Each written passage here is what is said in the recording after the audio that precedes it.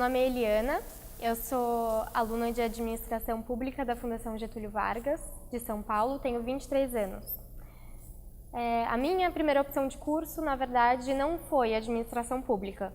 Logo que eu saí da faculdade, da escola, eu prestei Engenharia e fui fazer Engenharia na França por 1 ano. Lá eu percebi que não era exatamente a engenharia que eu queria, apesar de eu gostar muito da área de exatas. Então eu voltei para o Brasil, meio perdida, mesmo porque administração pública não é exatamente a área que toda criancinha sonha em seguir como carreira depois. Ninguém nasce dizendo, meu sonho é ser um burocrata quando eu crescer. Não é exatamente o tipo de coisa que você ouve das crianças. Não é uma carreira muito conhecida, mesmo porque ela pode ser exercida por diversas profissões. Tem economistas que trabalham na administração pública, administradores de empresas mesmo. Não é uma exclusividade de quem se forma em administração pública. Então, já de volta no Brasil, eu ia prestar Direito. Até que a minha tia, que fez administração de empresas, falou para mim, Lili, você já deu uma olhada no novo curso de administração pública da GV? Eles lançaram um curso novo, está todo reformulado. Quando eu abri a grade curricular, eu olhei aquelas disciplinas e falei, é isso que eu quero fazer para a minha vida. Então eu já pedi para minha mãe pagar o outro boleto, que eu tinha me inscrito no outro curso da GV, que não dava para prestar junto. Falei, não paga esse, vou te passar o de administração pública, é esse que eu quero fazer. E foi isso mesmo, assim, ao longo do curso de administração pública, eu me encontrei totalmente, não consigo me imaginar fazendo outra coisa. Um administrador público, a gente diz na Fundação Getúlio Vargas que a gente é formado para fazer muitas coisas. Não é só trabalhar no governo. Trabalhar no governo é uma das opções. A gente pode tanto trabalhar no governo em cargos comissionados, como prestar concurso público, mas também trabalhar no que a gente chama de área pública ampliada, que é constituída pelo terceiro setor, que seriam as ONGs, institutos, fundações, como no setor 2,5, que são os que a gente chama de institutos empresariais. Então, os institutos dos grandes bancos, as empresas, que é uma prática muito comum no Brasil, não é tão comum em outros lugares. Então, essa é basicamente assim, a área de atuação de um administrador público depois de se formar.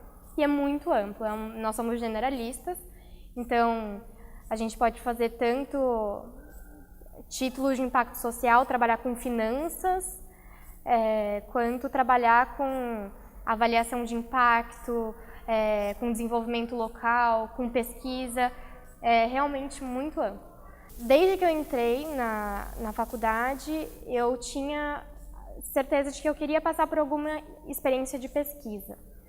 Então, na minha faculdade a gente tem tanto o que a gente chama de residência em pesquisa, que são projetos mais curtos, quanto a iniciação científica, que é um projeto protagonizado pelo aluno, e por isso eu achei tão interessante e escolhi fazer a iniciação científica.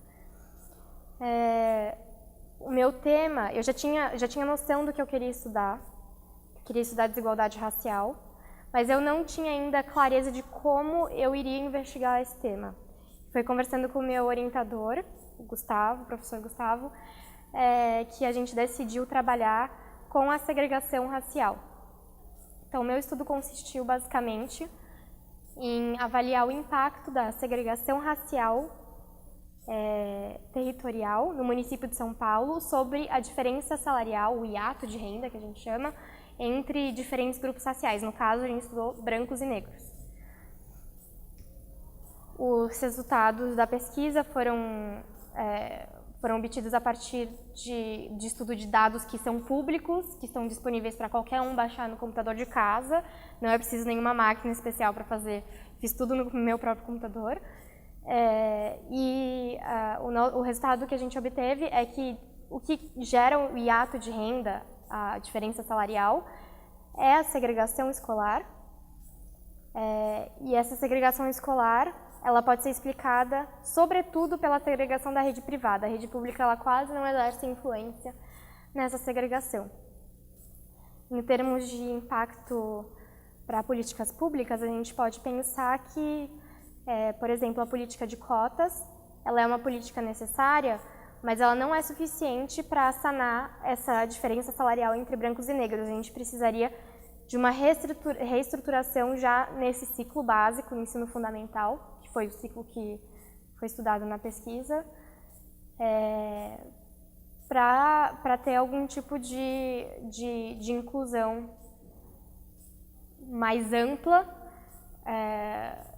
sobretudo que dessegregasse a rede privada. Então, o que a gente tem é uma rede pública que é heterogênea, que é bem misturada em termos raciais e representativa do que é o município de São Paulo, mas a gente tem uma rede privada que é só branca, e é aí que mora a desigualdade. Uma anedota, uma história engraçada.